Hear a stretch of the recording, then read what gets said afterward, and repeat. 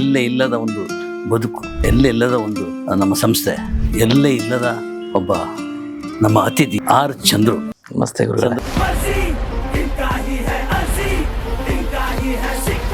ಕೋಣನಗುಡ್ಡಲ್ಲಿ ಒಂದು ಹೋಟೆಲ್ ಇದೆ. ಆ ಹೋಟೆಲ್ನಲ್ಲಿ ನೀವು ಕೆಲಸ ಮಾಡ್ತಾ ಇದ್ದಾರೆ. ಕೋಣನಕುಂಟೆಯಿಂದ ಮುಂದೆ ಹೋದ್ರೆ ಹರಿನಗರ ಅಂತ ಇದೆ. ಅದು ರಮ್ಯಾ ಬಾರು ಕಮ್ ರೆಸ್ಟೋರೆಂಟ್. ಅಲ್ಲಿ ಏನು ಮಾಡ್ತಾ ಇದ್ದಾರೆ? ನನ್ನ ಫಸ್ಟ್ ಕೆಲಸಕ್ಕೆ ಅಲ್ಲಿ ಬಂದಿದ್ದು, ಬಾರ್ ಸಪ್ಲೈಯರ್ ಆಗಿ ಬಂದೆ. ಆಗಿನ ಲೈಫ್ ನನಗೆ ಅದು ಒಂದು ಯಕ್ಷ ಪ್ರಶ್ನೆ ಗುರುಗಳೇ. 8 ಅಡಿ ಒಂದು 6-7 ಅಡಿ. ನಾನು ಮತ್ತೆ ನಾರಾಯಣ ಸ್ವಾಮಿ ಅಂತ ನಮ್ಮೂರವರು ಇಬ್ರು ಮಲಗಿದ್ರೆ ಒಂದೊಂದು ಕಾಲು ಒತ್ತಿಸ್ಕೊಂಡಿರೋದು, ಎಲ್ಲ ಬಾಟಲ್ ಜೋಡಿಸಿರೋರು. ನನಗೆ ಅದು ಸಖತ್ ಸಂತೋಷ ಕೊಟ್ಟಿತ್ತು, ಖುಷಿ ಕೊಟ್ಟಿತ್ತು. ನಮ್ಮ ಹಳ್ಳಿಲಿ ಸಗಣಿ ಮೇಲೆ ಮಲಗ್ತಿದ್ವಿ, ಇದು ಟೈಲ್ಸ್ ಮೇಲೆ ಮಲಗ್ತಿದ್ದೆ. ಫ್ಯಾನ್ ಇತ್ತು, ನಮ್ಮ ಹಳ್ಳಿಲಿ ಫ್ಯಾನ್ ಇಲ್ಲ, ಇಲ್ಲಿ ಫ್ಯಾನ್ ಇತ್ತು. ಅವೆಲ್ಲವೂ ಈಗ ಅದು ಕಷ್ಟ ಅನ್ಸುತ್ತೇನೋ, ಹೆಂಗಿದೆ ಅನ್ಸುತ್ತೇನೋ, ಬಟ್ ಅವಾಗ ಬಹಳ ಅದ್ದೂರಿ ಅನ್ಸಿತ್ತು. ಸಗಣಿ ಮೇಲೆ ಇದ್ದೆ, ಟೈಲ್ಸ್ ಸಿಕ್ತು, ಹಾಗಾಗಿ ಅದನ್ನು ಕಷ್ಟ ಅಂತ ಅನ್ಸಿಲ್ಲ ಗುರುಗಳೇ.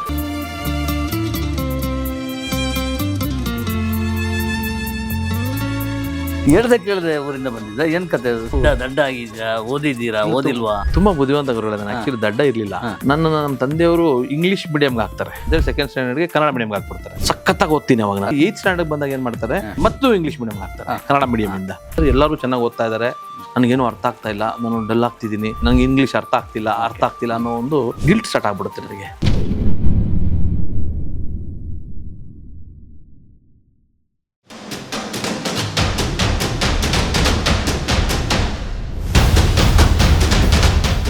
ನಮಸ್ಕಾರ. Ganesh Kasaragod, beyond limits. ಏನೋ ಬಿಯಾಂಡ್ ಲಿಮಿಟ್ಸ್. ನಮಗೆ ಅದಕ್ಕೆ ಎಲ್ಲೇ ಇಲ್ಲದ ಒಂದು ಬದುಕು, ಎಲ್ಲೇ ಇಲ್ಲದ ಒಂದು ನಮ್ಮ ಸಂಸ್ಥೆ, ಎಲ್ಲೇ ಇಲ್ಲದ ಒಬ್ಬ ನಮ್ಮ ಅತಿಥಿ, ಇವತ್ತಿನ ಅತಿಥಿ ಆರ್ ಚಂದ್ರು ಬಂದಿದ್ದಾರೆ. ಅವರನ್ನು ನಾನು ಮಾತಾಡುವಂಥದ್ದು ಏನಿಲ್ಲ, ಎಲ್ಲ ಚಂದ್ರು ಮಾತಾಡ್ತಾರೆ. ಖುಷಿಯಾಗಿ ಮಾತಾಡೋಣ. ತುಂಬ ಆತ್ಮೀಯವಾಗಿ, ಗೆಳೆಯನಾಗಿ, ಎಲ್ಲ ರೀತಿಯಲ್ಲೂ ನಾವು ಮಾತಾಡಲಿಕ್ಕೆ ಬಂದಿದ್ದಾರೆ ಚಂದ್ರು ಅವರು. ವೆಲ್ಕಮ್. ನಮಸ್ತೆ ಗುರು. ಚಂದ್ರು ವೆಲ್ಕಮ್. ಬನ್ನಿ, ಸ್ವಾಗತ. ನನಗೆ ಕೋಣನಗುಡ್ಡಲ್ಲಿ ಒಂದು ಹೋಟೆಲ್ ಇದೆ ಇತ್ತಂತೆ. ಆ ಹೋಟೆಲ್ನಲ್ಲಿ ನೀವು ಕೆಲಸ ಮಾಡ್ತಾ ಇದ್ರಂತೆ. ಕೋಣನಕುಂಟೆ ಕ್ರಾಸ್ ಹರಿನಗರ. ಕೋಣನಕುಂಟೆಯಿಂದ ಮುಂದೆ ಹೋದ್ರೆ ಹರಿನಗರ ಅಂತ ಇದೆ. ಅದು ರಮ್ಯಾ ಬಾರು ಕಮ್ ರೆಸ್ಟೋರೆಂಟ್. ಖಂಡಿತ ಹೌದು ಗುರುಗಳೇ. ಅಲ್ಲಿ ಏನು ಮಾಡ್ತಾ ಇದ್ದೆ? ನನ್ನ ಫಸ್ಟ್ ಕೆಲಸಕ್ಕೆ ಅಲ್ಲಿ ಬಂದಿದ್ದು, ಬಾರ್ ಸಪ್ಲೈಯರ್ ಆಗಿ ಬಂದೆ. ಎಂತ, ನಾನು ಅದನ್ನು ಹೇಳ್ತಾ ಇರೋದು. ಇವತ್ತು ಎಷ್ಟು ಹೋಟೆಲ್ಗಳನ್ನ ಪರ್ಚೇಸ್ ಮಾಡ್ಬೋದು ಅಂತ ಹೋಟೆಲ್ನ. ಅಲ್ಲಿ ತಾಟ ಹರಿಸ್ಕೊಂಡು ಮಲ್ಕೊಂಡಿದ್ರಿ. ಹೌದು, ಅದು ನಮಗೆ ಅವಾಗ ಸ್ವರ್ಗದ ಥರ ಇತ್ತು ಗುರುಗಳೇ. ನಮ್ಮ ಹಳ್ಳಿಲಿ ಆಗಿನ ಲೈಫ್ ನನಗೆ ಅದು ಒಂದು ಯಕ್ಷ ಪ್ರಶ್ನೆ ಗುರುಗಳೇ. ನಿಜ ನೀವು ಹೇಳಿದ್ದು. 8 ಅಡಿ ಒಂದು 6-7 ಅಡಿ. ನಾನು ಮತ್ತೆ ನಾರಾಯಣ ಸ್ವಾಮಿ ಅಂತ ನಮ್ಮೂರವರು ಕಬಾಬ್ ಮಾರೋರು ಇಬ್ರು ಮಲಗ್ತಿದ್ವಿ. ಇಬ್ರು ಮಲಗಿದ್ರೆ ಒಂದೊಂದು ಕಾಲು ಒತ್ತಿಸ್ಕೊಂಡಿರೋದು, ಎಲ್ಲ ಬಾಟಲ್ ಜೋಡಿಸಿರೋರು.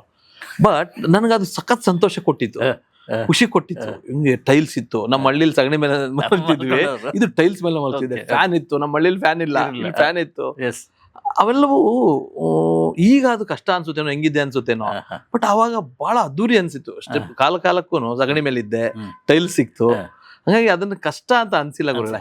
ತುಂಬಾ ಸತಿ ಯೋಚನೆ ಮಾಡಿದಾಗ, ಕೆಲವು ಇಂಟರ್ವ್ಯೂ ನೋಡಿದಾಗ, ಅಯ್ಯೋ ತುಂಬಾ ಕಷ್ಟಪಟ್ಟಿದೀವಿ, ನನ್ನೂ ಕೇಳ್ಕೊಂಡು ಹೇಳ್ತೀನಿ. ಅದು ತುಂಬಾ ಕಷ್ಟ ಅಲ್ಲ ಗುರುಗಳೇ. ಫಸ್ಟ್ ಸ್ಟೆಪ್, ಸೆಕೆಂಡ್ ಸ್ಟೆಪ್, ಅದನ್ನೆಲ್ಲ ಎಂಜಾಯ್ ಮಾಡ್ಕೊಂಡೇ ಬಂದಿರೋದು ಗುರುಗಳೇ. ನಾನು ಎಂಜಾಯ್ ಮಾಡ್ಕೊಂಡು ಬಂದಿದ್ದೀನಿ. ಸೊ ಅಲ್ಲೂ ಕೂಡ ಒಂದು ಖುಷಿ ಇತ್ತು, ಒಂದು ಸಂತೋಷ ಇತ್ತು, ನೆಮ್ಮದಿ ಇತ್ತು. ಸೊ ಬೆಂಗಳೂರು ಬಂದಿದ್ದಕ್ಕೆ ಸಾರ್ಥಕ. ಒಂದು ಜಾಗ ಸಿಕ್ಕಿದೆ ನನಗೆ ಉಳ್ಕೊಳ್ಳಿ. ಹೌದು, ಆ ಒಂದು ಜಾಗ. ಮತ್ತೆ ನಾವು ಹಳ್ಳಿಲಿ ಇದ್ದಾಗ ಗುರುಗಳೇ, ಬೆಳಗ್ಗೆ ಒಂದು 10 ಗಂಟೆಗೆ ಒಂದು ಊಟ ಮಾಡಿದ್ರೆ, ಸಾಯಂಕಾಲ ಒಂದು 5:30-6 ಗಂಟೆಗೆ ಒಂದು ಊಟ, ಎರಡು ಊಟದ ಕಾನ್ಸೆಪ್ಟ್ ಇತ್ತು. ನಾವು ಈ ಬಾರ್ಗೆ ಬಂದ ಮೇಲೆ ನಮ್ದೇ ಕೈ, ನಮ್ಮೂರು ನಾರಾಯಣ ಸ್ವಾಮಿ ಕಬಾಬ್ ಹಾಕ್ತಿದ್ರು. ನಾನೆಲ್ಲರಿಗೂ ಶೂಟಿಂಗ್ ಇಂದ ಬಂದ ತಕ್ಷಣ ಕಬಾಬ್ ವ್ಯಾಪಾರ ಮಾಡ್ತಿದ್ದೆ.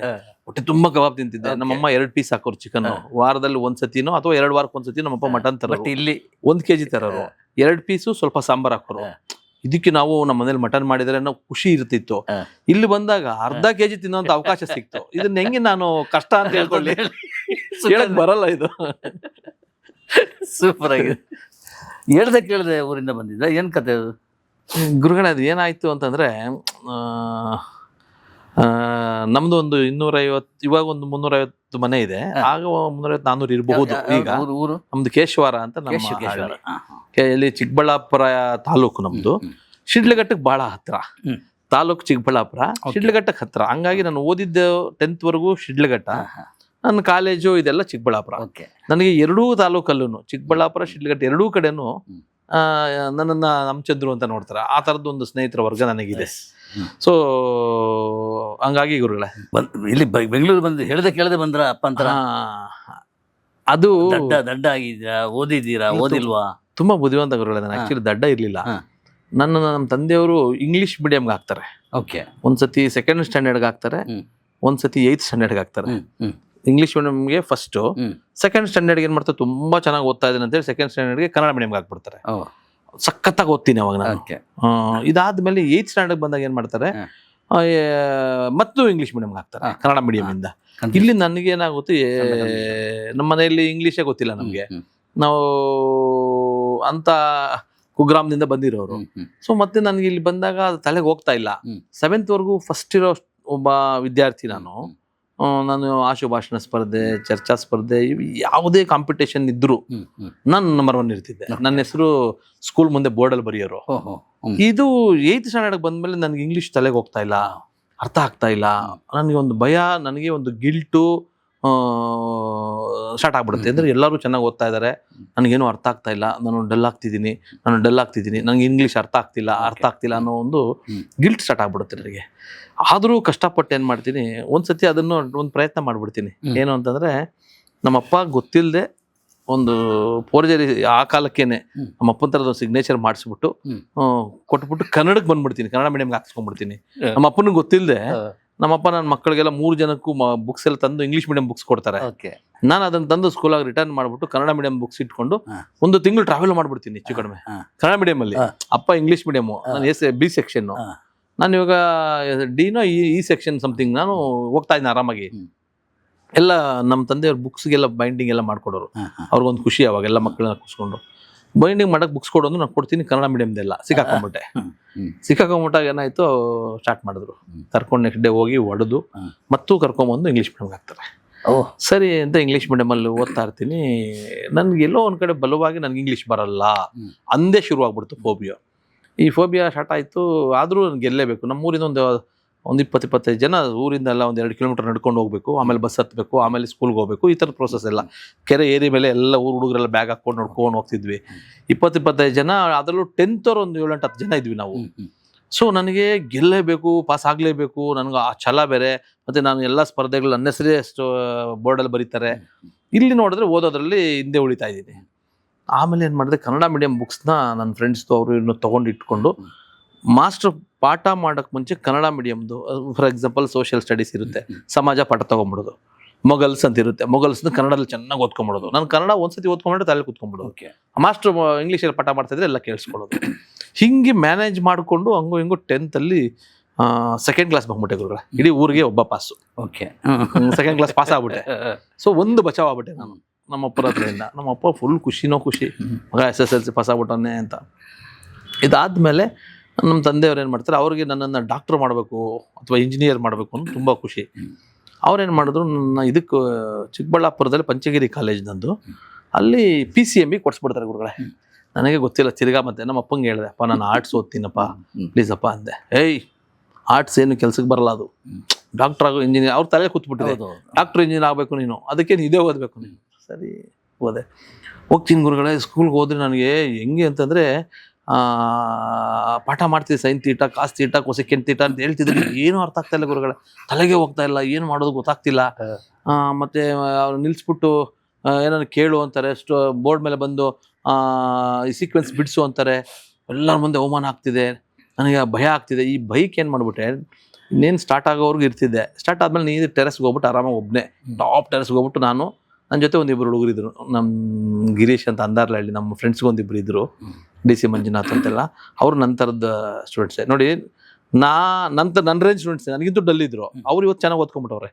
ಈಗ ನಾವು 3 ಜನ ಹೋಗಿ ಅಲ್ಲಿ ಟೈಮ್ ಪಾಸ್ ಮಾಡ್ಬಿಡ್ತಿದ್ದೆ ಗುರುಗಳೇ. ಇಲ್ಲಿ ಟೆರೆಸ್ಗೆ ಹೋಗಿ ಅಥವಾ ಕ್ಯಾಂಟೀನ್ಗೆ ಬರೋದು ಅಥವಾ ರೋಡಲ್ಲಿ ಇಲ್ಲಿ ಓಡಾಡಿಕೊಂಡು ಟೈಮ್ ಪಾಸ್ ಮಾಡಿಬಿಡ್ತಿದ್ದೆ. ಸೊ PUC ಆಯಿತು, ರಿಸಲ್ಟ್ ಬಂತು. ರಿಸಲ್ಟ್ ಬಂದಾಗ ಆಬ್ವಿಯಸ್ಲಿ ಒಂದು ಕನ್ನಡ ಇಂಗ್ಲೀಷ್ ಹೊರತುಪಡಿಸಿ PCMB 4 ಕೂಡ ಒಂದು ಇದಾಗಿರ್ಲಿಲ್ಲ.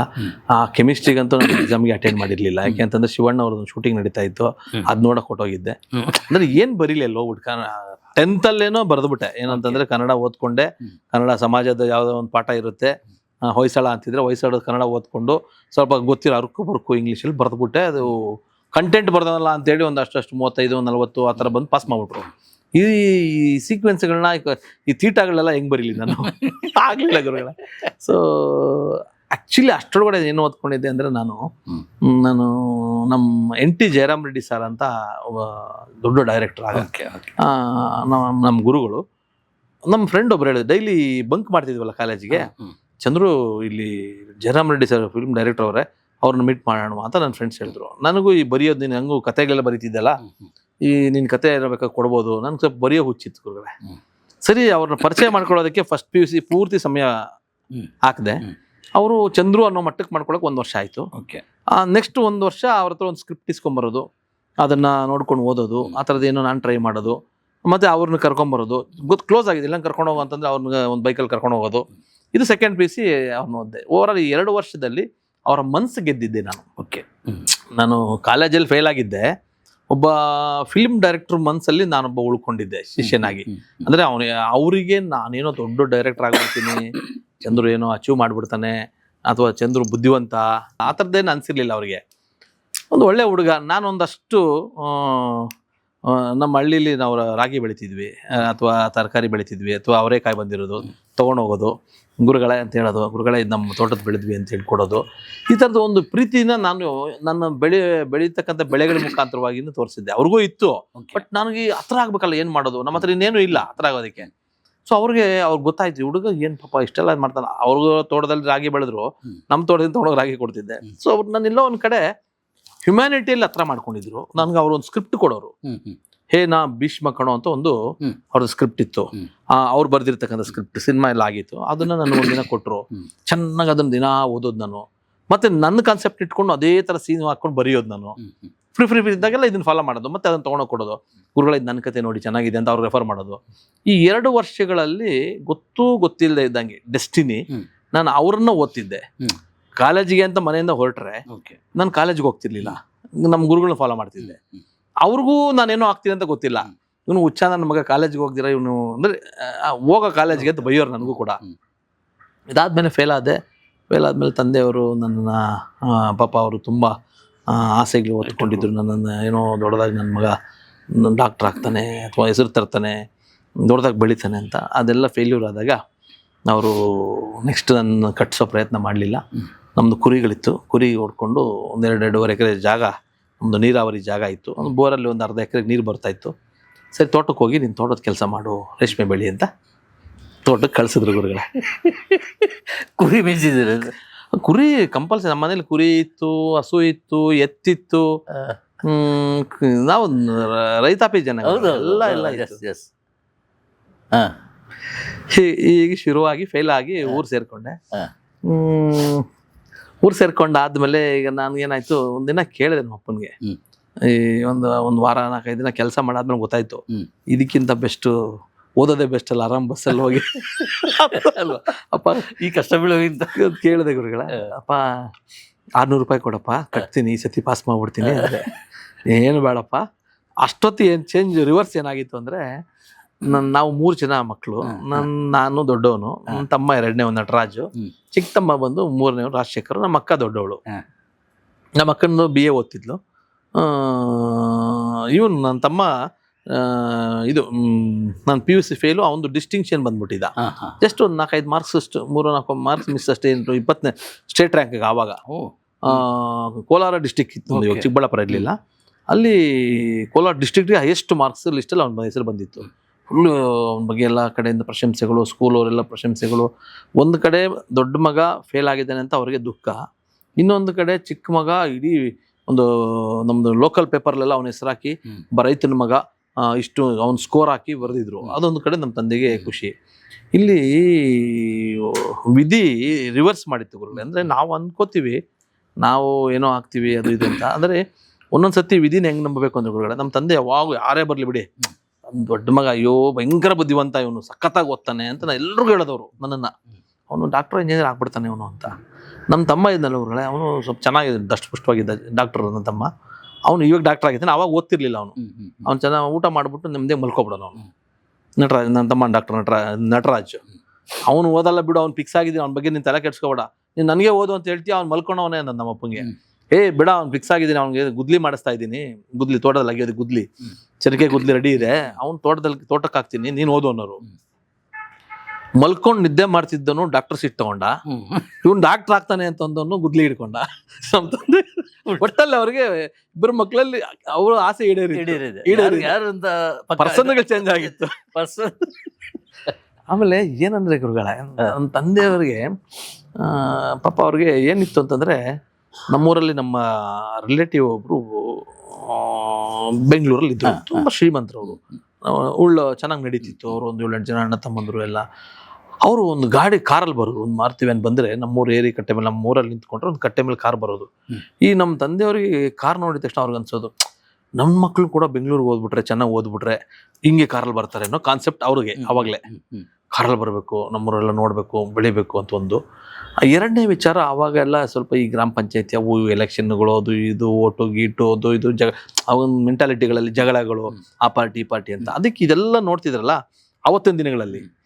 ನನ್ನ ಮಕ್ಕಳು ಇಲ್ಲಿರೋದು ಬೇಡ, ಈ ರೈತಾಪಿ ಕಷ್ಟ, ಆಮೇಲೆ ನಮ್ಮದು ಬಾವಿಲಿ ನೀರು, ಬಾವಿಲಿ ಒಂದು ಬೋರು, ಅದ್ರೊಳಗಡೆ ನೀರು, ಅದಕ್ಕೂ ಸ್ವಲ್ಪ ಬರುತ್ತೆ, ಅದಕ್ಕೆ ಟೈಮು ಕರೆಂಟ್ ಬರಲ್ಲ, ಕರೆಕ್ಟಾಗಿ ಕರೆಂಟ್ ಸಿಗ್ತಿರ್ಲಿಲ್ಲ. ಆ ಬರೋ ಟೈಮ್ಗೆ ರಾತ್ರಿ ಮಿಡ್ ನೈಟ್ ನಮ್ಮ ತಂದೆ, ನಾನು ನೋಡಿದ್ದೀನಿ, ನಾನು 2ನೇ ಕ್ಲಾಸ್ 3ನೇ ಕ್ಲಾಸ್ ಇದ್ದಾಗ ನಾನು ಮಲಗಿರ್ತಿದ್ದೆ, ನನ್ನ ಬದು ಮೇಲೆ ಕೂರಿಸ್ಬಿಟ್ಟು ಕಾಡಲ್ಲಿ 2 ಗಂಟೆ ಕರೆಂಟ್ ಬಂದರೆ ಅವಾಗ ನೀರು ಕಟ್ತಿದ್ರು. ಈ ಥರದ ದಿನಗಳು. ನಮಗೆ ಕಷ್ಟಪ, ನಮ್ಮ ಮಕ್ಕಳಿಗೆ ಬೇಡ, ಅವ್ರು ಓದ್ಕೊಂಬಿಟ್ಟು ಚೆನ್ನಾಗಿ ಹೋಗ್ಬಿಡ್ಲಿ ಅನ್ನೋ ಮೆಂಟಾಲಿಟಿ ನಾವು ಎಲ್ಲ ತಂದೆ ತಾಯಿಗಿದ್ದಾಗೆ ನಮ್ಮ ತಂದೆಗೂ ಅವ್ರಿಗೂ ಇತ್ತು. ಅದರಲ್ಲೂ ನಮ್ಮ ಮಕ್ಕಳು ಚೆನ್ನಾಗಿ ಓದಿ ಕಾರಲ್ಲಿ ಬರಬೇಕು ಅನ್ನೋದು ಅವ್ರದ್ದು ದೊಡ್ಡ ಡ್ರೀಮು, ಇವರಲ್ಲಿ ಇರಬಾರ್ದು ಅಂತ. ಸೊ ಹಂಗಾಗಿ ನಮ್ಮ ತಂದೆ ಪ್ರೆಷರ್ ಮಾಡ್ತಿದ್ರು. ಅವ್ನು ಡಾಕ್ಟರ್ ಆದ, ನಾನು ಫೇಲ್ಯೂರ್ ಆಗಿದ ತಕ್ಷಣ ಅವ್ರೇನು ದೊಡ್ಡದು ಟೆನ್ಷನ್ ಏನು ತೊಗೊಳ್ಳಿಲ್ಲ ಅವರು. ನನಗೆ ಹೇಳಿದ್ರು, ಫೇಲ್ ಆದಾಗ ನಾನು ಹೇಳಬೇಕಿತ್ತು, ಅವರು ಕಣ್ಣಲ್ಲಿ ನೀರು ನೋಡಿದ್ದೆ ಅವತ್ತು, ನಾನು ನಮ್ಮ ತಂದೆ ಕಣ್ಣಲ್ಲಿ ನೀರು ನೋಡಿದ್ದೆ ಅವತ್ತು. ಯಾವಾಗಲೂ ಹೊಡಿಯೋರು.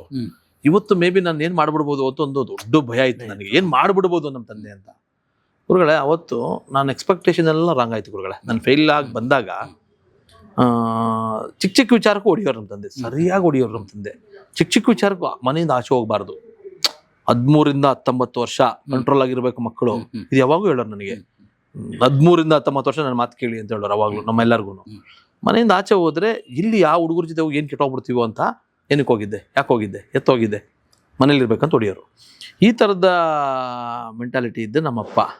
ಸೊ ಒಂದು ಫೈನ್ ಡೇ ಯಾವಾಗ ಫೇಲ್ ಆದ್ನೋ, ಇವತ್ತು ನಮ್ಮಪ್ಪ ನನ್ನ ಕಟ್ಟಾಕ್ಬೋದು, ಮೆಣಸಿನ್ಕಾಯಿ ಘಾಟ್ ಹಾಕ್ಬೋದು, ಒಂದು ರೂಮಲ್ಲಾಗಿ ಬೀಗ ಹಾಕ್ಬೋದು, ಇಲ್ಲ ಇನ್ನೂ ಜಾಸ್ತಿ ಚಡಿ ಇಟ್ಕೊಡ್ಬೋದು, ಏನೆಲ್ಲ ಮಾಡ್ಬೋದು ಎಕ್ಸ್ಪೆಕ್ಟೇಷನ್ ಇಟ್ಕೊಂಡು ಎದ್ರಿ ನಮ್ಮ ಅಜ್ಜಿಗೆಲ್ಲ ಹೇಳಿ, ನಮ್ಮ ತಾತಂಗೆಲ್ಲ ಹೇಳಿ, ಅಮ್ಮ ಕಾಪಾಡ್ಬೇಕಮ್ಮ, ಅಮ್ಮ ನೆಕ್ಸ್ಟ್ ಕಟ್ತೀನಮ್ಮ ಅಂತೆಲ್ಲ ಹೇಳಿ ಅಜ್ಜಿನ ನಾವು ಅಮ್ಮ ಅಂತಿದ್ವಿ.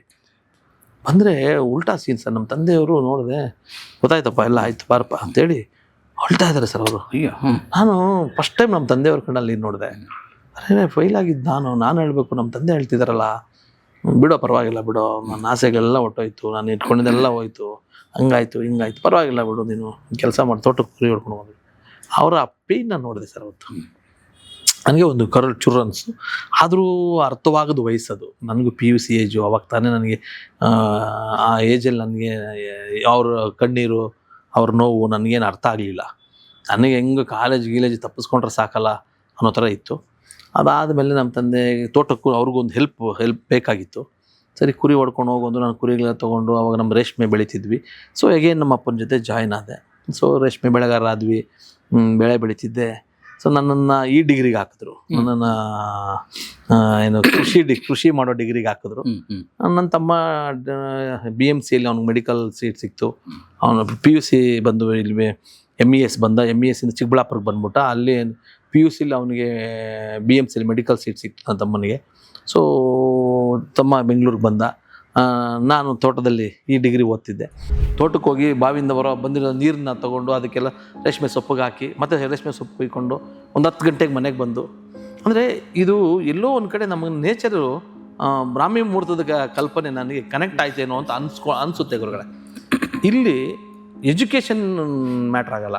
ಆ ಬ್ರಾಹ್ಮಿ ಮುಹೂರ್ತದಲ್ಲಿದ್ದರೆ ಎದ್ದರೆ ಆ ಪವರ್ ನನಗನ್ನಿಸ್ತಿರೋದು. ನಮಗೊಂದು ಪೂರ್ವಜನ್ಮ ಸುಕೃತನೋ ಅಥವಾ ಇನ್ನೊಂದು ನಮ್ಗೇನು ಕನೆಕ್ಟ್ ಅನ್ಕೊಳ್ತೀವಿ ಅದ್ರ ಕಡೆ ಅದು ಕರ್ಕೊಂಡು ಹೋಗುತ್ತೆ ಅನ್ನೋದಕ್ಕೆ ನಾನೇ ಒಂದು ಎಕ್ಸಾಂಪಲ್ ಆಗಿದ್ದೀನಿ ಗುರುಗಳೇ. ಸೊ ಅದಾದಮೇಲೆ ನಾನೇ ಅಲ್ಲ, ಇದು ಇಡೀ ನಮ್ಮೂರೇ ಇದೆ ಹೇಳ್ತಿತ್ತು ಆವಾಗ. ಈಗಲೂ ಕೂಡ ನಮ್ಮೂರಲ್ಲೆಲ್ಲ 4 ಗಂಟೆಗೆಲ್ಲ ಎದ್ದುಬಿಟ್ಟಿರ್ತಾರೆಲ್ಲ, ಎದ್ದು ತೋಟ ಗೀಟ ಹಾಕಿ ಕೆಲಸಗಳು ಸ್ಟಾರ್ಟ್ ಮಾಡಿ ಈಗಲೂ ಟಿಲ್ ಟುಡೇ ಆಲ್ಸೋ ಜನ ಎಲ್ಲ ಕೆಲಸ ಅಷ್ಟೊತ್ತಿಗೆ ಮಾಡ್ತಾರೆ, 4-4:15 ಎದ್ದುಬಿಟ್ಟಿರ್ತಾರೆ.